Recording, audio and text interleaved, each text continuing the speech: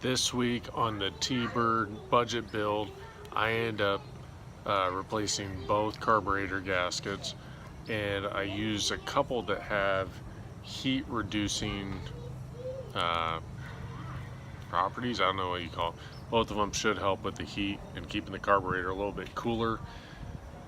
Pretty simple project, but nevertheless I'm glad I had it done. I did have a fuel leak on the back side of the carburetor, so check it out. Like and subscribe below. So I just pulled the 4 bolts. There's 2 on the front, 2 on the back. And I'm seeing all sorts of failure. And this doesn't even seem right. It just doesn't seem right. I don't think you should have a big hole right there. And I know it's closed off, so maybe it's okay, but what I got is new thick gasket. And I can't find it anywhere in town. I got this stuff. It's pretty thick, and I'm just gonna cut it. All right, let's try it. It's very clear to me both gaskets were failing. And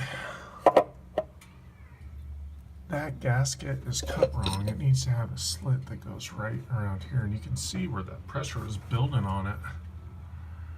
So at least I got a nice little template to cut a new one. So I basically just used this traced on top of that. Where this was a miss is, see this little dimple should have been cut out, wasn't. I'm gonna cut it out. So I'm gonna try it with scissors. So we'll see how it goes. Not bad, huh? This material I bought is super thick. Very forgiving for cutting. Scissors was definitely the way to go. Now I just gotta punch a couple holes real quick. So I don't know if this is considered a perfect gasket, but it fits pretty good. And that was definitely a big issue. This not being cut out meant there wasn't suction for this going into the engine, which it'll be interesting to see if that makes any difference whatsoever, but I guess we'll find out. Here's my second carburetor gasket. This one's super thick, so should work out good. Well, I got it all done. It's looking good.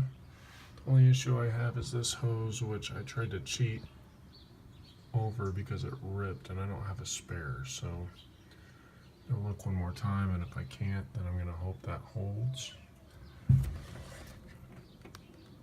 And if it doesn't, which it may not, I'll just have to go buy another one, but the rest of it's done. So I leaked a little antifreeze, so that's still steaming off, but she seems to be running honestly about the same. But I knew I had a fuel leak. I think occasionally it would cause a stutter, so had to do it. But I think the real trick will be given enough time.